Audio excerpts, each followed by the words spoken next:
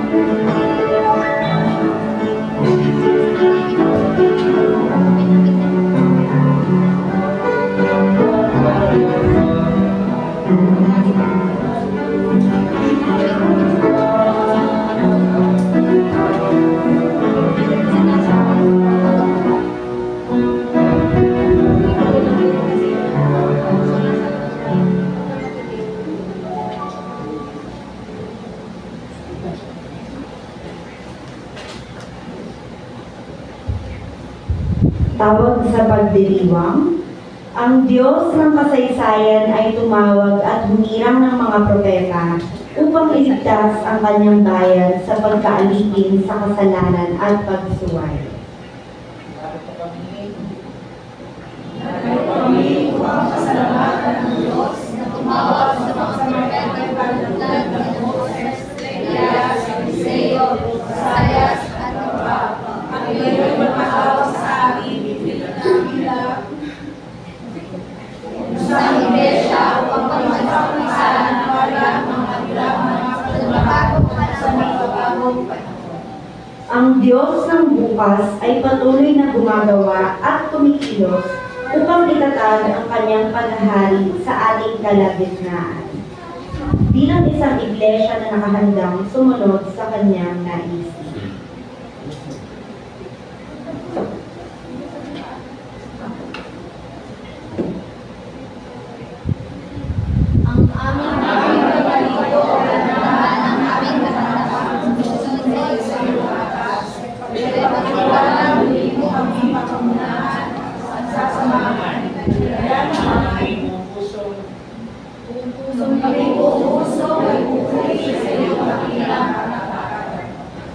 Ang Diyos sa kasalukuyan ay patuloy na lumilikha ng pagkakaisa sa atin sa gitna man ng ating pagkakaiba upang sama-sama tayong makatugon gaya ng mga propeta sa una.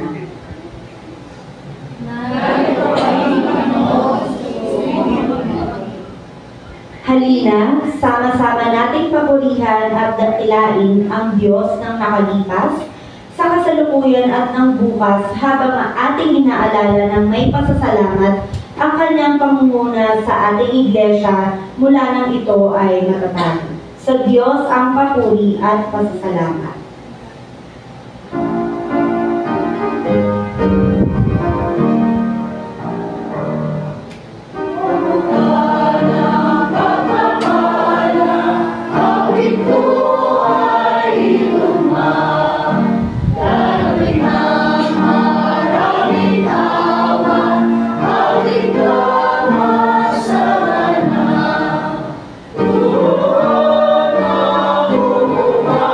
We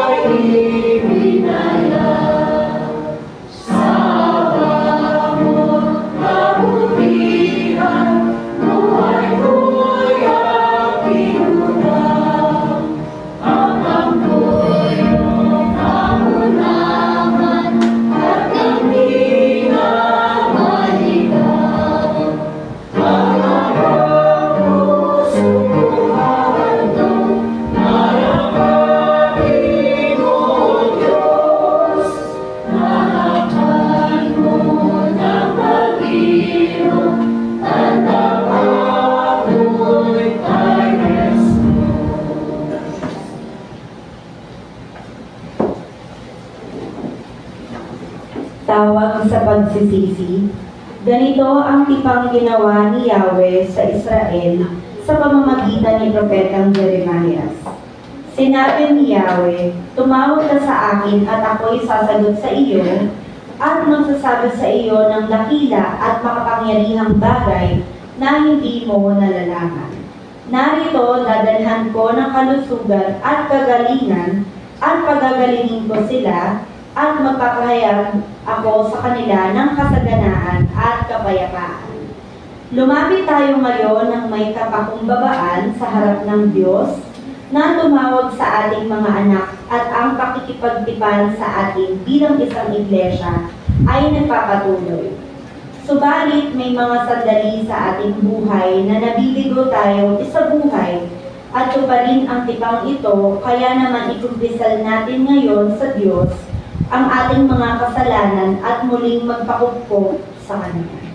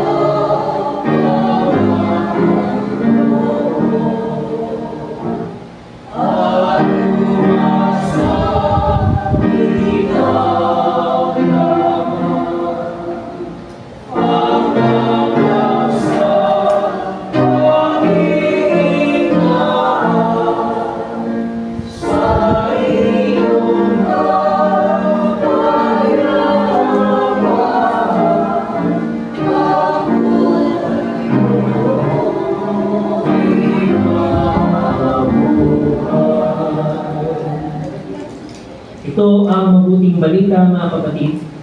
Dumating si Kristo at hinanap tayo. Tinawag tayo sa ating mga pangalan at pinapangunahan sa kanyang kaharian. Wika ni Apostol Pablo, kayo ng mga babae dahil sa inyong mga pagsalangsang at sa hindi pagiging nasa pagkatulid ng inyong naman ay binuhay na kasama niya. Kayo ay pinatawag na sa lahat ng mga pagsalangsang.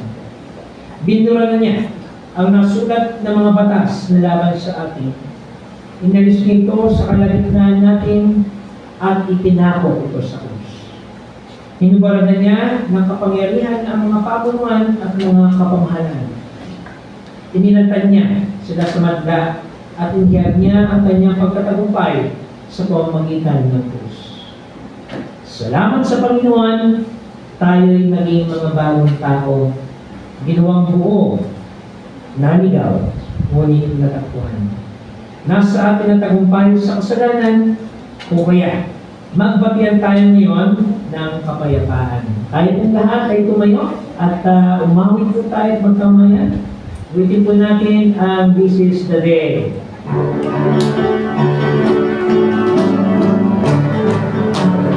This is the day, this is the day that the Lord has made, that the Lord has made.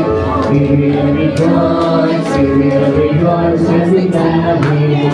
be glad in Him. For this is the day that the Lord has made. We will rejoice and be glad in Him. This is the day that the Lord has made. Ito ang araw, ito ang araw na gawa ng Diyos, nagawa ng Diyos. Kahit masaya at purihin siya. Ito ang araw na gawa ng Diyos, kahit masaya at purihin siya. Ito ang araw na gawa ng Diyos. Alive, alive, alive forever. My Jesus is alive, alive forever. Alive, alive.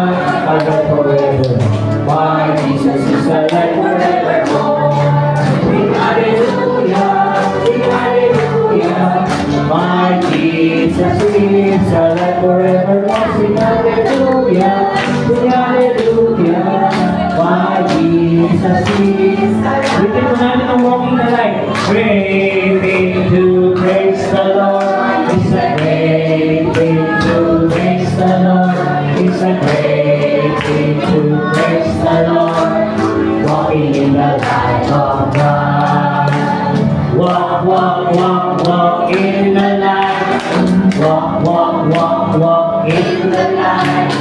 Walk, walk, walk, walk in the light. Walking in the light of God. Unto the Lord is a great thing to love. The Lord is a Great thing to love the Lord. It's a great thing to love the Lord. Walking in the light of God. Walk, walk, walk. Walk, walk, walk, walk in the light. Walk, walk, walk, walk in the light. Walk, walk, walk, walk in the light. Walking in the light of God. Serve the Lord. It's a great thing to serve the Lord. It's a great thing to serve the Lord. It's a great thing to serve the Lord. Walking in the light of God. Walk, walk, walk, walk in the light. Walk, walk, walk, walk in the light. Walk, walk, walk, walk in the light.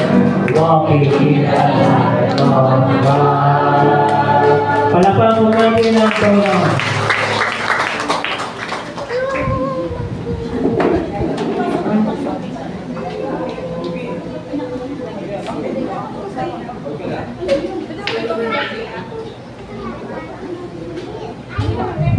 Para po sa mga pabalita, atin pong babatiin ang mga August celebrants. Ayan po sa August 11, si Brother Emmanuel Retanya. August 14, Sister Joanne Colon. August 15, Brother Christian Sales and Brother Kirk Apostol. August 22, Sister Rosie Caniban and Maritas Lopez. And August 23, Brother Neil Castellano. Atin pong awitan ng happy birthday.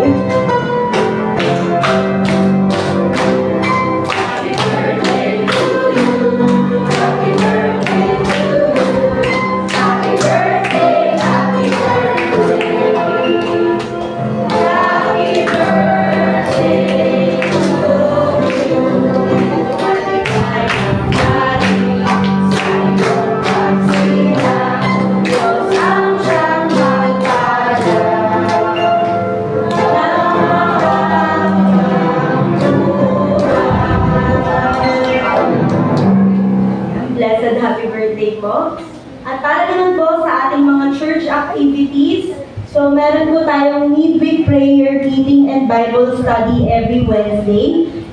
Once a month po, nagkakaroon po ng home Bible study na ina-assign po ng ating CE Health, and sa group chat po siya ina-announce. And then meron din po tayong choir practice every Sunday, 1 p.m. And then, of course, ang ating children and adult Sunday school every Sunday at 9 a.m. Para naman po sa mga announcement ng mga CROs, ayan, sino po ba ang may mga pabalita?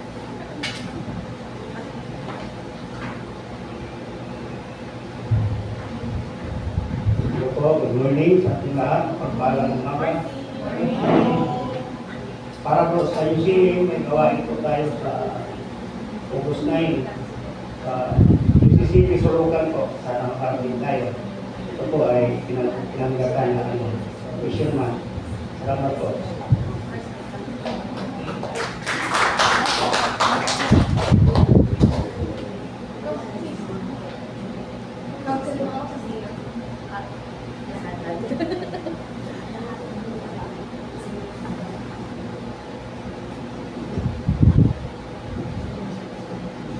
Magandang umaga po sa ating lahat.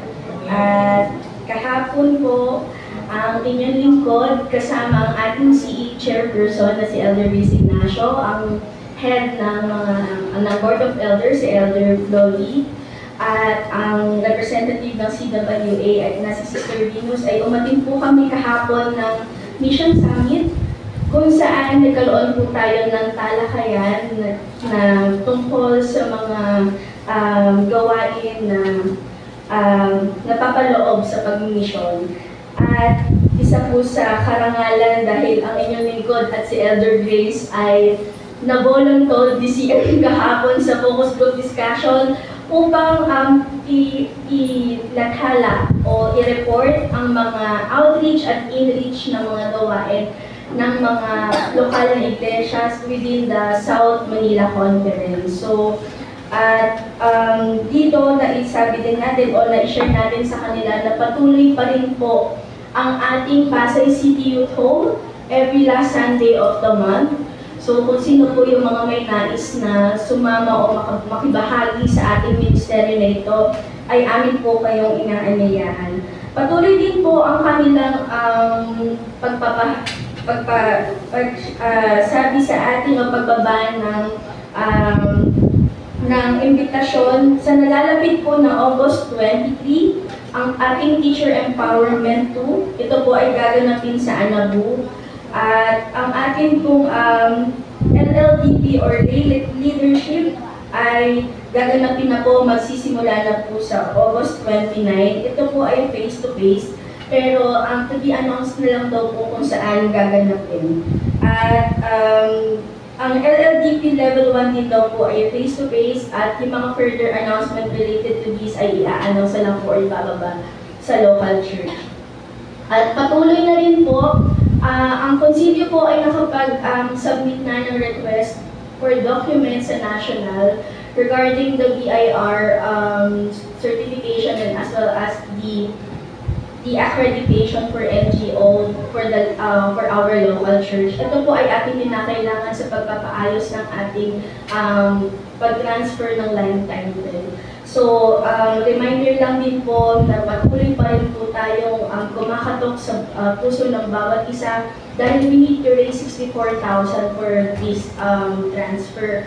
Kasi po, hindi po natin siya maayos kung hindi natin mababayaran yung balanse natin sa BIR. Para po maayos po ito, at mas maigi po na may hawak na tayong pera kasi once we submit all of the documents, ay bibigyan lang po tayo ng 30 days to comply the payment. So yun po, sama-sama tayo sa panalangin at meron na rin po tayong letter of sa mga yung mga naiisip po ninyo na pwede nating malapitan at yung mga naisip po ninyo na may lumapit sa inyo na gustong magbigay ng tulong regarding this, ay makipag-ugnayan lamang po kayo sa konsilyo at kay Pastor Henry. At tulad po ng nabanggit, patuloy po ngayong buwan ang ating pag-celebrate ng Mission Month. At nagbigay na rin po sila ng Mission Sunday offering envelope. Ito po ay kailangan sa next Sunday. So lahat po ng members ay bibigyan nito. Lahat ng kasama natin sa worship service. At ito po ay ibibigay ng deacon sa next Sunday. Kasi po ibibigay din po natin ito sa conference. So, sa mga ibang announcement pa po related sa mga programa ng ating konferensya ay ibababa na lang daw po nila yung mga anunsyo sa ating pastor at sa may group chat naman po ang mga chairperson sa SMC. Maraming salamat po.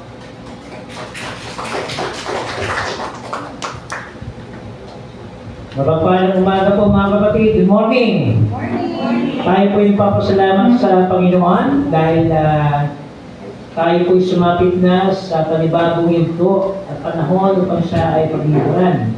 Ngayon po ang unang linggo sa buwan ng Agosto at ating po pinagdiriwang ang buwan ng misyon na meron pong tema mula sa ating konferensya, pagsusugo, pagtatanim, para sa masaganang pag-aani. Yan po ang ating buwan ng tema para po sa panahon ito ng buwan ng misyon.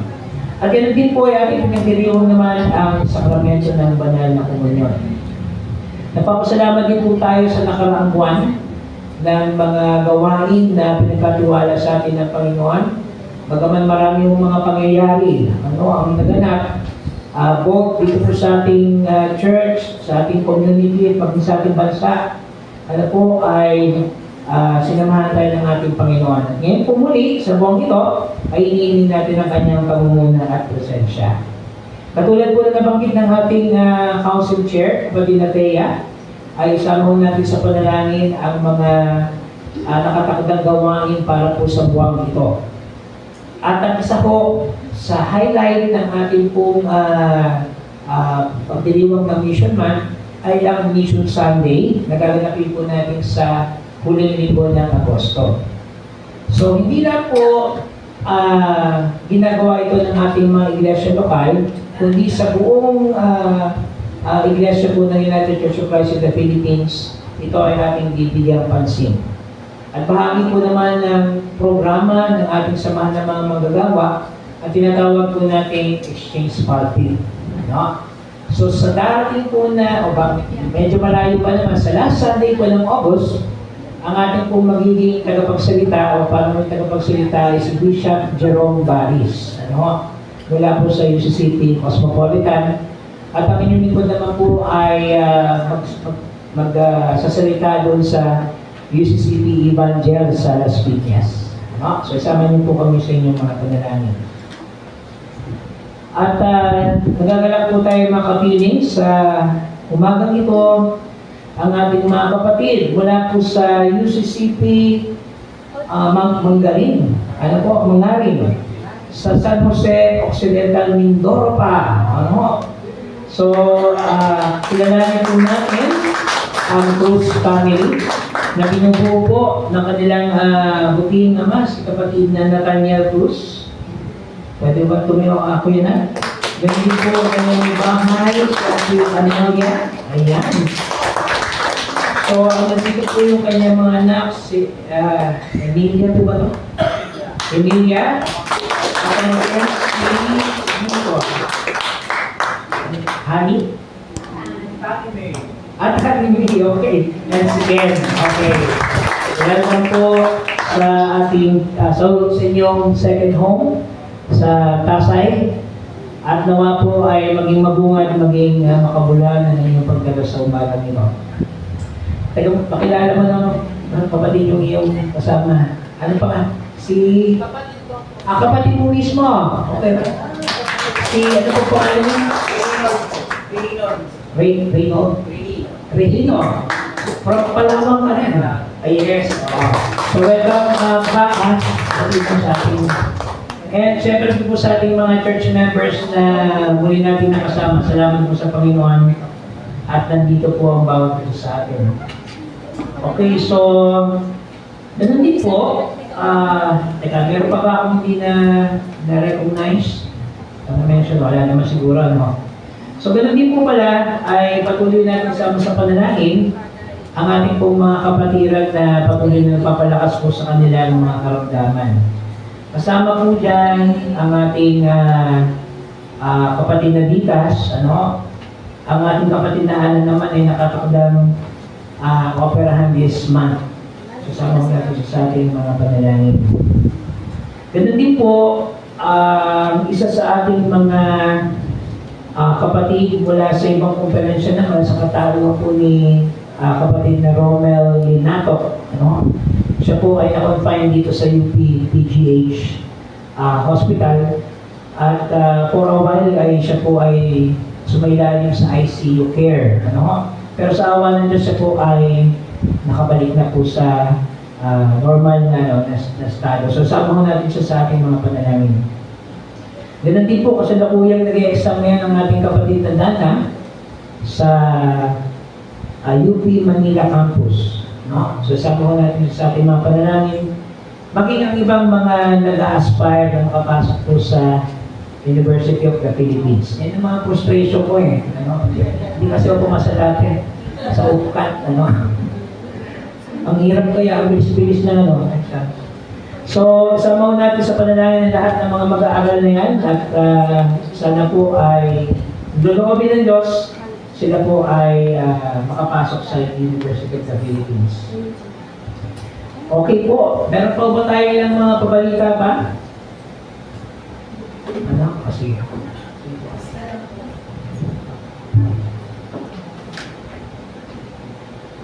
Silang po, after choir practice ng 3 p.m., ang Christian Education and Nurture Committee po ay magkakaroon ng meeting in preparation dun sa ating mga plano for this ecclesial year. So, aasahan ko po si Sister Venus, wala pa, at si Sister Neris, ang inyong lingkod, ang pastor natin, and of course, kung sino pang gusto mag-join sa meeting natin after choir practice mamaya, magkakaroon po tayo ng short meeting. Salamat po.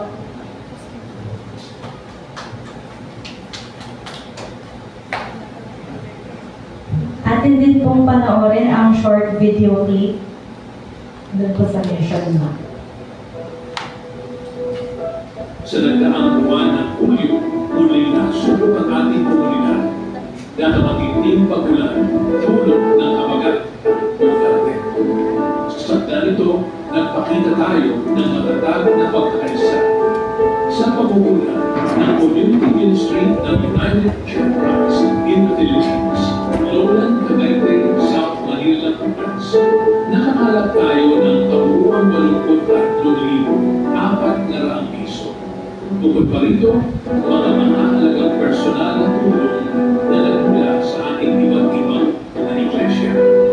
Ang pagkakaisa nito ay naging daan upang maabot ang 100 at 15 pamilyang naapektuhan, 6 na loob, at 3 iglesyang nasa ranta.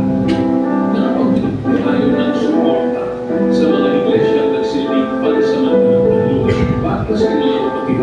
Kabilang sa mga nagtanggap ng tulong ay ang ating mga kapatiran sa UCCP Pinakalan, UCCP Tulubayan, UCCP Real, UCCP Kawit, UCCP Paranaque, at UCCP Rosario.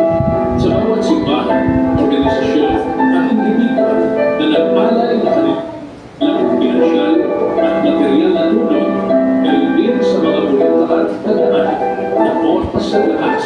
Maraming salamat. Tunay na ang ating pagkakaisa ay isang buhay na matutuang pagmamahalan bilang isang katawan ni Kristo.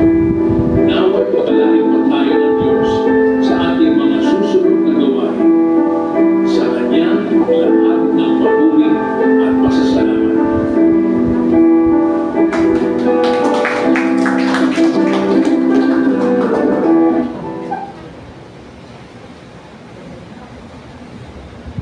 Ang ating pong video clip na napanood ay mula po sa ating conference office at yan po ay update ito po sa ating nakaraang gawain ng community ministry.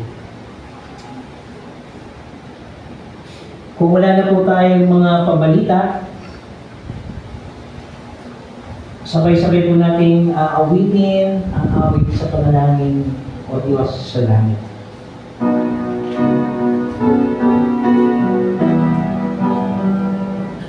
O Diyos sa langit, panalangkalan, ang kaharian mo ay sumapit, Panginoon,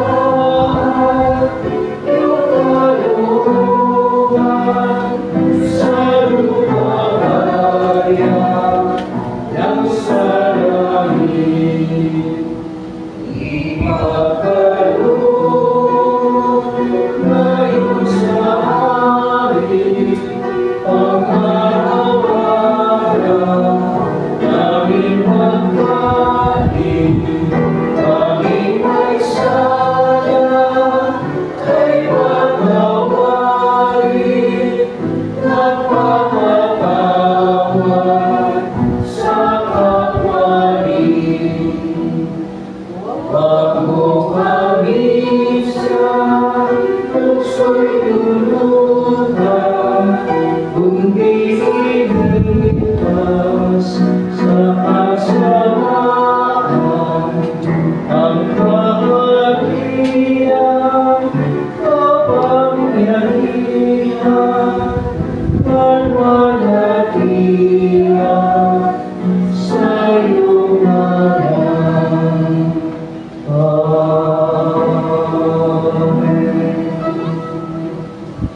Tayo po lahat ay tumayo sa pagbasa ng ating batayang talata. Ang ating pong pagbasa ay mula po sa Ebanghelyo ng ating Panginoon ayon kay Lucas. Sa Kabanatang 10, versikulong 1 hanggang 12. At ito po ang sinasabi. Pagkatapos ng mga bagay nito, ang Panginoon ay humirang din ng 70 iba pa. Sinugo niya sila ng dala-dalawa sa kanyang unahan. Sinugo niya sila sa bawat lungsod at dako sa kanyang pupuntahan. Sinabi nga niya sa kanila, ang aanihin ay totoong marami pa, ngunit ang manggagawa ay kakaunti. Ipamanhid nga ninyo sa Panginoon ng pag-aani na magpadala siya ng mga manggagawa sa kanyang mga aanihin. Kumayo kayo, narito. Sinusugo ko kayo tulad ng mga batang tupa sa kalagitnaan ng mga lobo. Huwag kayong magdala ng kalupi o bayo o panyapa. Huwag kayong bumati kanino man sa daan. Sa limang bahay ninyo papasukan, sabihin muna ninyo, kapayapaan ay naroon. At kapag ang anak ng kapayapaan ay naroon, ang inyong kapayapaan ay mananatili roon. Ngunit wala siya roon, ito ay pabalik sa inyo. Sa bahay ninyo, kayong manatili, kainin at inumin ninyo anumang ibigay sa nila, sapagkat ang manggagawa ay karapat-dapat sa kanyang tupa. Huwag kayong magpapalipat-lipat sa mga bahay-bahay. Sa anumang lungsod na inyong papasukin at tinanggap kayo, kainin ninyo ang mga bagay na inihain sa inyo. Pagalingin ninyo ang mga may sakit na naroon. Sabihin ninyo sa kanila, ang paghahari ng Diyos ay dumarating sa inyo. Sa anumang lungsod na inyong papasukin at hindi kayo tinatanggap, lumabas kayo sa mga daan nito. Sabihin ninyo, maging ang mga aligabok na nakakapit sa amin mula sa inyong lungsod ay aming ipinagpapanglaban sa inyo. Gayunman, alam niyo ito, ang paghahari ng Diyos ay dumarating na sa inyo. Sinasabi ko sa inyo, higit na magaan ang parusa sa lupain ng Sodoma sa araw na iyon kaysa babatahin ng lungsod na iyon. Tayo po lahat ay pinagpala ng Diyos sa pagkakabasa ng kanyang buhay at banal na salita. Makaupo na po ang kapuna.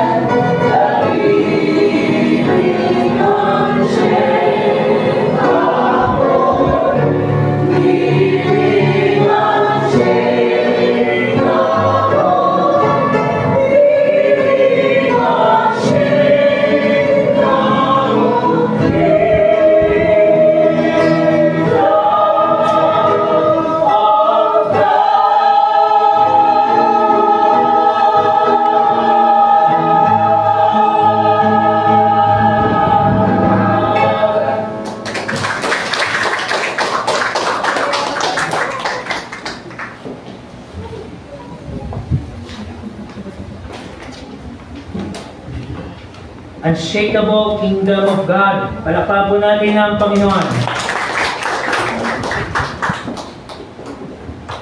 Tayo po ay nagpapasalamat sa Diyos sa panibagong buhay at lakas na Kanyang pinagkaloob sa atin. Ang inspirasyon, lalo tigit ang pananampalataya upang atin pong bigyan ng daan ang papuri at pagsamba sa Kanyang pangalan. Nagpapasalamat din po tayo sa Diyos sapagkat ang buwan ng Hulyo ay isang mapanghamong buwan. Marami pong mga naging kaganapan sa ating buhay bilang sa iglesia at bilang komunidad. Noong nakaraang linggo po ay sinubaybayan ng buong bansa ang laban ng boxing sana ng ating pong hepe ng Philippine National Police at ng mayor ng Davao City. Battle of the century sana yun, Kaso hindi naman natuloy. At ganoon din po, pinakinggan at pinanood ng buong bansa ang State of the Nation address ng ating Pangulo noong nakaraang Lunes. At marami pa pong mga kaganapan ang maaari po nating banggitin, katulad naman din ng malakas na lindol na naganap doon sa Russia. At ganoon din po ang ilang mga serye ng tsunami. sa anumang mga bagay na nagaganap po sa ating paligid, malinaw po ng ating Diyos ang ating lakas at sandigan sa mga ganitong panahon. Tayo po'y sumandaling manalangin. O aming Diyos sa buhay, ang inyong banal na diwa, ang siya sumamin, buksan ang aming mga puso't isipan, at patuloy namin ihayag ang inyong kadakilaan sa pangalan ni Jesus. Amen. Ang ating pong pagninilay sa umagang ito ay nakabatay sa tema ng ating konferensya. At ang tema po ay pagsusuko, pagtatanim para sa masaganang pag-aani. Kung ating pong mapapansin, ito ay action word. Pagsusuko. Ang ating pong Panginoon Jesus ang nagsuko sa bawat isa sa atin upang gawin ang gawain ng pagmimisyon. Wala po tayong ibang sinusundan kundi ang ating Panginoong Kristo, sapagkat siya po ang tunay na halimbawa ng gawain ng paglilingkod nung siya ay narito sa lupa. Ngayon, pag tayo po ay sinugo, dapat batid po natin kung sino ang nag-uutos sa atin. So malinaw po na ang pagsusugo sa mga mananampalatayang Kristiyano ay mula sa ating Panginoong Kristo. Ngayon, meron po tayong mga pamantayan sa pagsugo. Unang-una, ang isang nagsusugo ay dapat po kakitaan ng halimbawa. Sa bahay po kasi madalas kapag ang isang nag-uutos o nagsusugo para lamang makaliwas sa kanyang dapat gawin, iuutos niya sa iba. No? Sino po dito yung nakaranas ng gano'n? Kasi kaya naman gawin sana nung mag-uutos sa'yo naman ipapagawa. No? Ang pagsusugo po ay paraan upang may isan ang tinatawag po nating bigat o hamon ng paglilingkod. Hindi upang umiwas o tumalikod sa anumang obligasyon o tungkulin. Hindi nangangahulugan na ikaw ay nag-utos o nagsuko, umiiwas ka na. Kundi ito po isang paraan upang mapagaan at mapadali ang anumang uri ng gawain. Subalit sa nag-uutos o nagsusugo, dapat siya po ay lumalahok din at nagkakaroon ng partisipasyon sa gawain at ministeryo. Hindi po parang boss o manager na taga-utos lang pero hindi naman gumagawa. Sino ho dito may ganung ugali? Mami na kayo. Bagay, kilala naman natin ang isa't isa dito. Ano ho? Kilala natin kung sino yung palautos. Pero hindi naman gumagawa. Piling boss. Piling may-ari ng simbahan. Hindi po ganoon ang ating Panginoong Jesus. Sapagkat siya po ay isang servant leader. Pag sinabi ho nating lingkod, siya po ay tagapanguna, subalit siya rin ay lingkod. Marunong gumawa, magbahagi, at magkaroon ng partisipasyon. Hindi lang pala'y utos. Ngayon, kung may ganun po tayong ugali, mga kapatid, baklasin na po natin yan. Sapagkat ang unang tema ng gawain ng pagmimisyon ay ang partisipasyon, pagkilos, at ang isang nagsusuko, dapat marunong din lumahok. Minsan, gano'n ang sakit ng mga Kristiyano. Lalo tigit po sa mga Sunday school sa ating mga bata. Ano? Ang sakit po natin, yung mga magulang, o sige anak, pumunta ka na sa simbahan. Ano? Pero sana, ideally, sinasamahan natin ang mga bata patungo sa simbahan. Sapagkat naroon pa rin ang isipan na tinatawag po natin pagsugo, na hindi naman nagkakaroon ng paggawa. So, kakibat po ng pagsusugo ang tinatawag po nating pagkilos at partisipasyon. Sumunod po ang pagtatanim. Ito po ay napakagandang halimbawa po nito sa gawain at buhay ng isang mananampalataya. Sapagkat ang pagtatanim ay isang akto rin ng pangangalaga. Pag tayo po ay nagtanim, hindi naman pwedeng iano mo lang yung buto sa lupa. Hindi naman kulang po ang tinatawag nating panalangin. May tinatawag pong pangangalaga o nurturing. At katulad po ng isa nagtatanim, pag ikaw ay nagtanim sa lupa, kailangan mo na alagaan yan. Titingnan mo yan mabuti. Didiligan mo. Titiyakin kung may mga damo na nagiging dahilan para bumansot yan o maging dahilan ng hindi paglago. Naroon ang tinatawag po nating pangangalaga. Nangangulugan ng tinatanim ng ating Diyos ay ang kanyang salita sa ating mga puso, sa ating mga buhay. At minsan, napuprostrate po tayo dahil parang, ba't ganon? Ang tagal-tagal na natin naggagawa o gumagawa ng gawain ng pagmimisyon, hindi naman natin agad nakikita yung bunga. Ganun po talaga mga kapatid. Hindi naman ibig sabihin nagtanim ka ngayon, bukas may bunga na. It takes time. Naroon yung tinatawag nating process of growth and development ng isang iglesia. Pero, dapat po nating alalahanin na tao ang nagtatanim, subalit ang Diyos ang nagpapalago.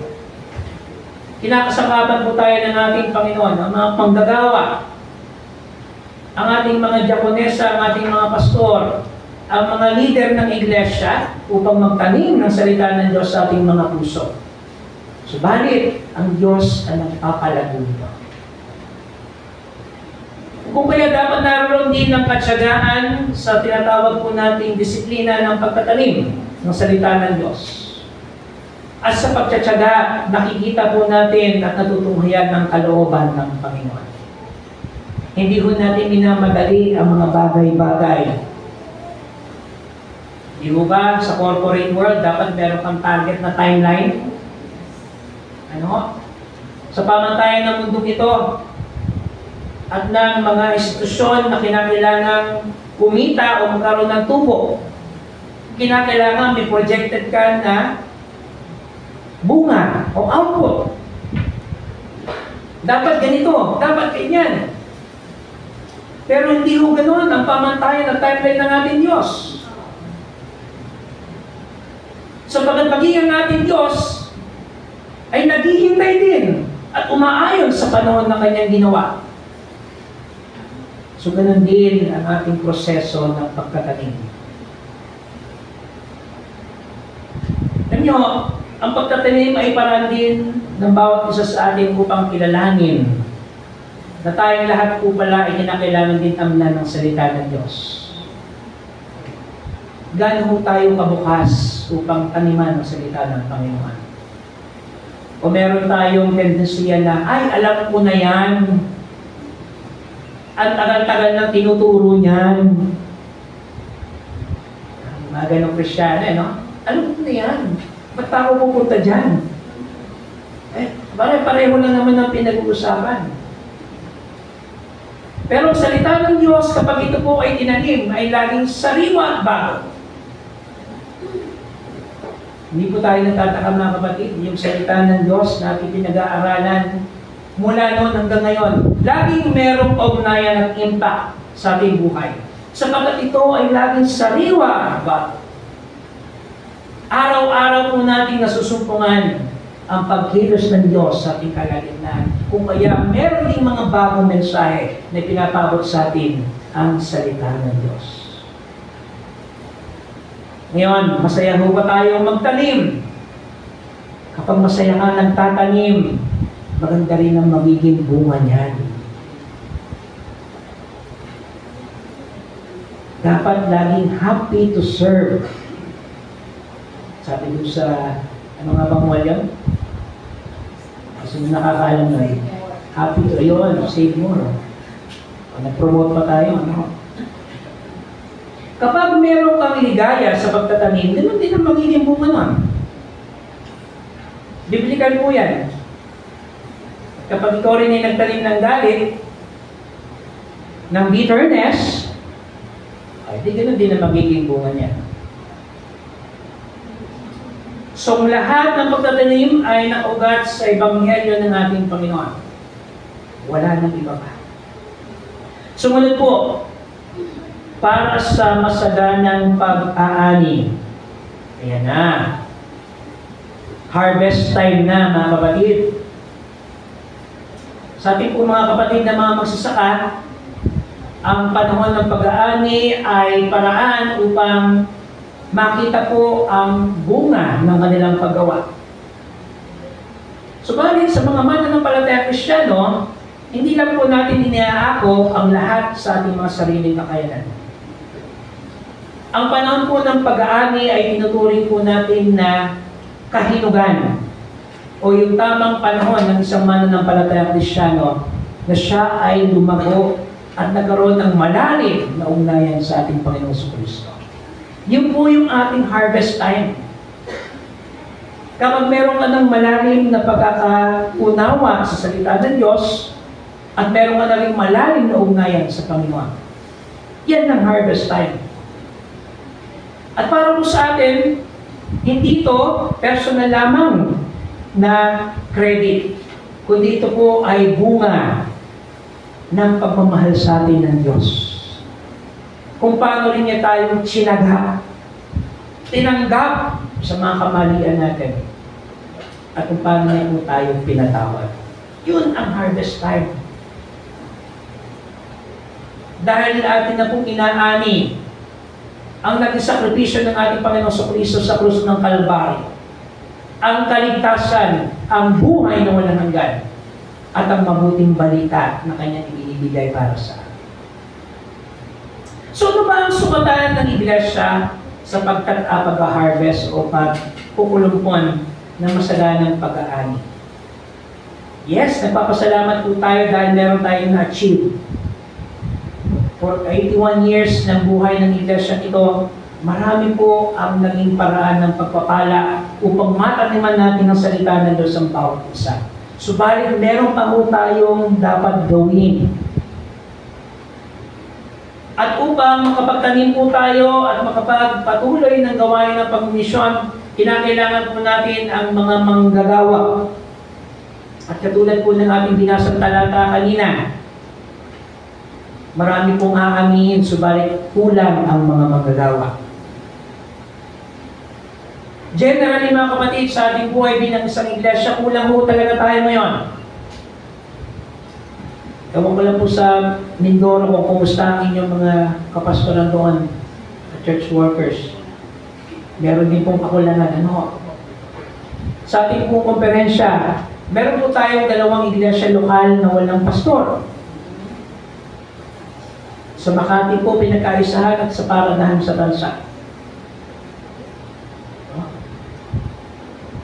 At sa pangkahalatang buhay ng iglesia, hindi lamang po ang United Church of Christ in the Philippines, maging ang ating mga kapatid na Romano Katoliko, may shortage na rin po sa kaparian. At ito po ang dapat nating tuunan ng pansin. Ngayon, kung paano po magkakaroon ng susunod na mga manggagawa ng iglesia at mga tagapagpatuloy ng gawain ng misyon ng Panginoong Hesus, huwag po natin kakalimutan ang pangangalaga sa ating mga bata at kabataan.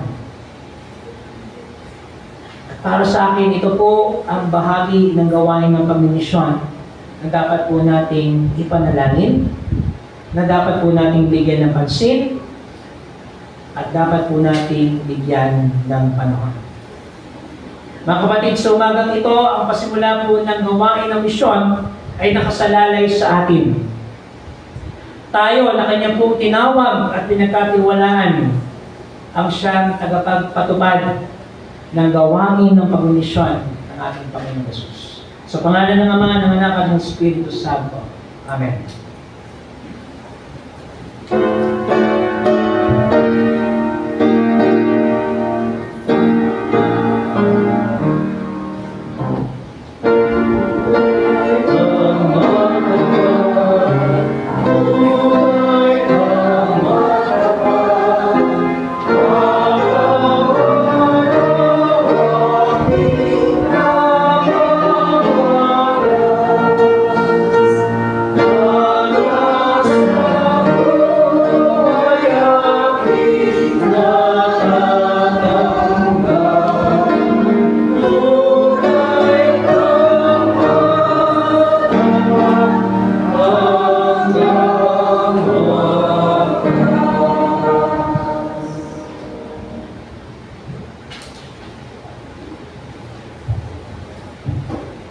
Tawag sa paghahandog. Pakinggan ninyo ang salita ng Panginoon hinggil sa ating mga kaloob na malaon ng sinabi kay Propetang Moses ng Diyos. Magdadala sila ng handog tuwing haharap ayon sa kanilang makakaya, ayon sa biyayang tinanggap ninyo sa Kanya. Tayo'y pinagpala ng Panginoon ng higit pa sa ating inaasahan. Kaya naman magalak tayong tumugon sa pagkakataong ito na ibinigay sa atin upang maibahagi sa iglesia at sa iba ang ating mga tinanggap na pagpapala. Ating ipagkaloob ngayon ang ating mga handog na alay, mga pangako at ikapo bilang pasasalamat sa Diyos.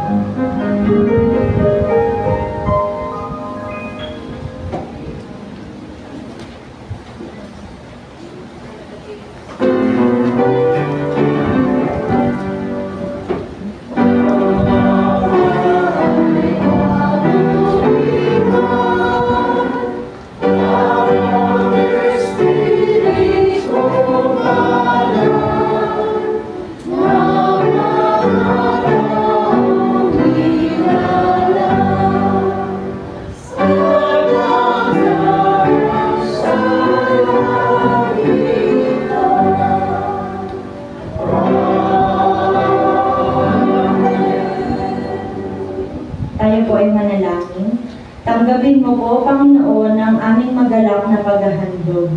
Itulot na ang mga ito kasama ang aming buhay ay magsilbing mahalimuyak na alay sa iyong harapan. Alang-alang kay Kristo Jesus. Amen. Amen.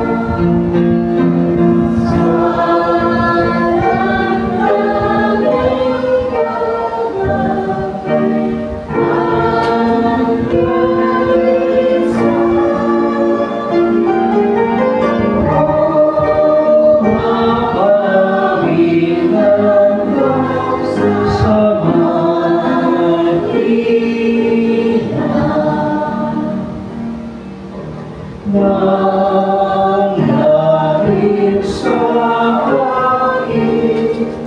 na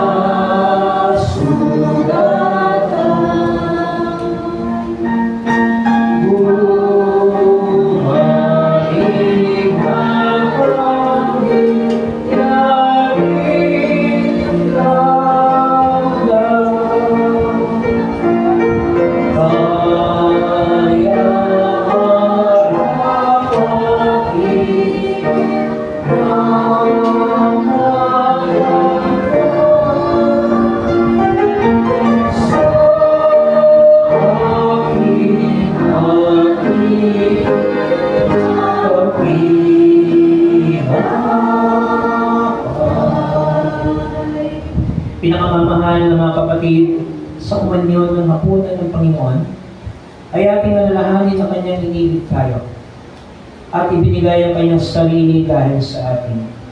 Ating gunitain ang buong iglesia na binili niya ng Kanyang dugo at sa Kanyang pangalan ay inaanyayahan ito ang mga pinanganganak na muli at lumalakad ng karapat-dapat sa harap ng Panginoon upang makasama sa kumanyon ito ng katawan at dugo ni Kristo. Ito ang aral na tinanggap po sa Panginoon at binibigay ko naman sa inyo. Ang Panginoong Yesus, nung gabi siya ay pinagkalilo, ay dumampot ng tinapay ng pasalamat at kanyang ibinahagi ito sa mga alagad at kanyang sinabi, ito ang aking katawan na inihahandog para sa inyo. Gawin ninyo ito bilang pag-alaala sa akin. Ngayon din naman, matapos maghapunan ay hinawakan niya ang saro at sinabi, ang sarong ito ang bagong tipan na pinagtitibay ng aking dugo. Sa tuwing iinumin ninyo ito ay gawin ninyo bilang pag-alaala sa akin. Sapagkat tuwing kakain kayo, itong tinapay at iinom sa sarong ito ay pinapahayag ninyo ang kamatayan ng Panginoon hanggang sa muling pagparito niya. Ang sino man kumakain ng tinapay at umiinom sa saro ng Panginoon ng di nararapat ay nagkakasala sa katawan at dugo ng Panginoon. Kaya dapat nating siyasatin ang ating mga sarili bago kumain ng tinapay at uminom sa saro. Sapagkat ang sino man kumakain at umiinom ng hindi pinapahalaga ang katawan ng Panginoon ay kumakain at umiinom ng hatol sa kanyang sarili. Tayo po ay manalangin. Kabanal-banal ng Diyos, pag-indapatin mo po kami sa aming pagtanda ng katawan ng dugo ng anak mo si Jesus. Loobin mo po maging daluyan ito ng pagpapala sa aming mga buhay, upang kami man ay maging bisig mo sa paglilingkod sa sangkatauhan hanggang sa kami ay makapiling mo na sa iyong pag-ibig dahil sa iyong kahayaan. Tanggapin mo po ang pagtatalaga namin ng buhay at paglilingkod sa pangalan ni Jesus, naming Panginoon at Tagapagligtas. Amen. At ngayon, mga kapatid sa Panginoong Kristo, sa diwa ng pag-aalala natin kay Jesus, sa pamamagitan ng sakramentong ito ay aking binibigay sa inyo ang tinapay at ang alak na siyang katawan at dugo ni Jesus bilang sagisag ng aming pakiisa sa kanyang ministeryo. Ang lahat na nagpapasakop kay Kristo Jesus at kumikilala sa Kanya bilang Panginoon at Tagapagligtas ay malugod na inanaya magsinulog sa dulang na ito ng ating Panginoon.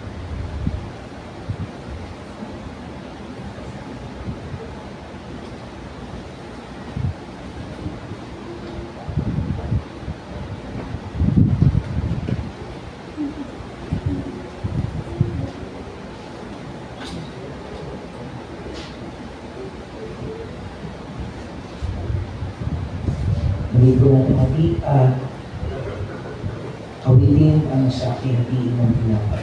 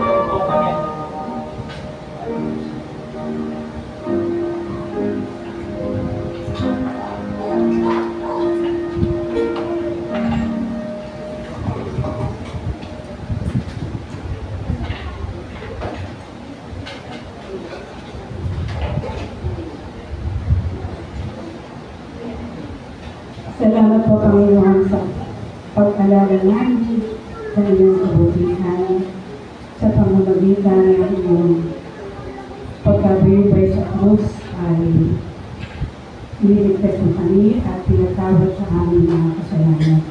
Nawa ay patuloy na dumaloy sa aming puso at isipan at aming kaluluwa ang iyong pagbibigay at kabutihan sa pamamagitan ng mga elemento na aming tinanggap ay makilala namin ang kahalagahan ng iyong pagpapasakit para sa amin. Ito ang aming dalangin na may pagpapasalamat sa pangalan ni Jesus. Amen.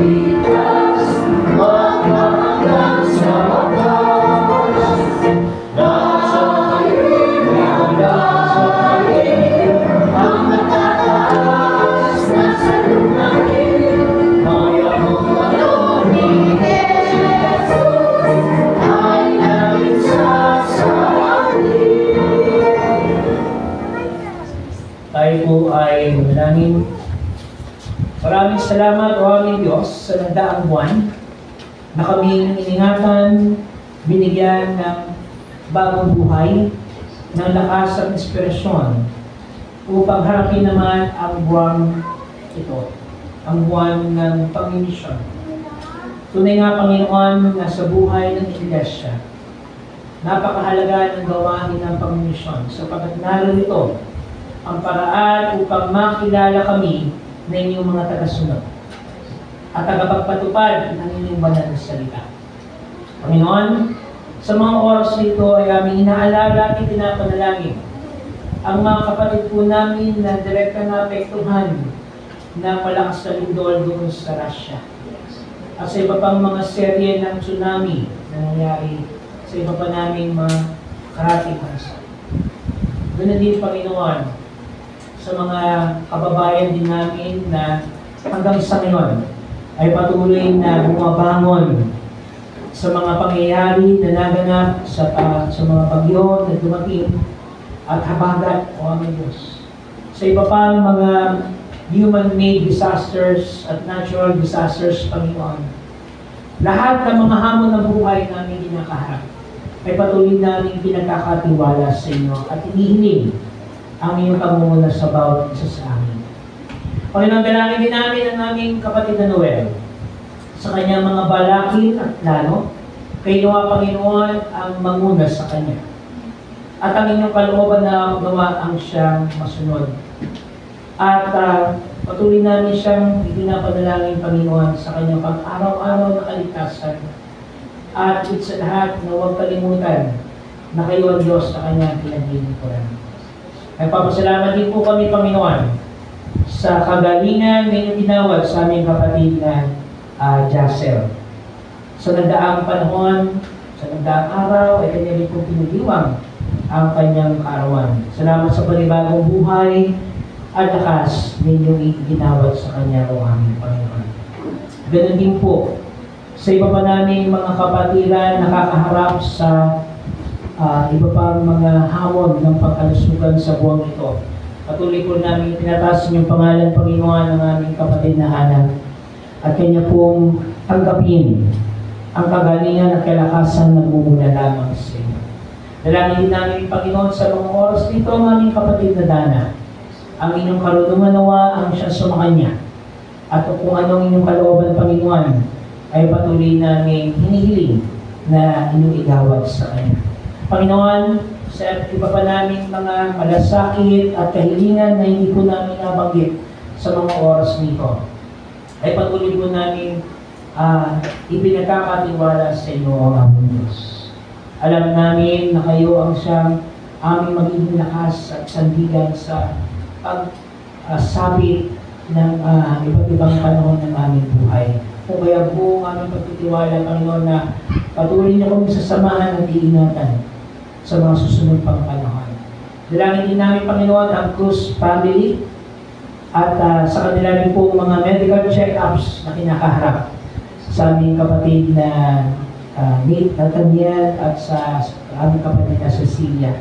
Ang inyong pong mapagpalang kamay ang dumaog sa kanila, Panginoon, at tanggapin nila ang kagalingan at kalakasan na nagmumula lamang sa inyo. Panginoon, sa bawat isang narito, sa bawat sambahayan na bumubuo sa iglesia nito, narito man o naroon sa ibang bansa, ay patuloy namin pinapanalangin mula ngayon na patuloy niyo pagpalangin at igawa ng pag-iingat ang biyaya at ang pag-asa na nagmumula lamang sa inyo.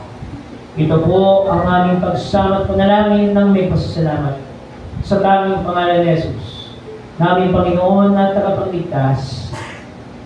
Amen. Sumatinawa ang kapayapaan, ang pag-ibig, ang pag-asa na dulot ng ating Panginoong Kristo. Magmula ngayon at magpasawalang hanggan sa pangalan ng Ama, ng Anak at ng Espiritu Santo.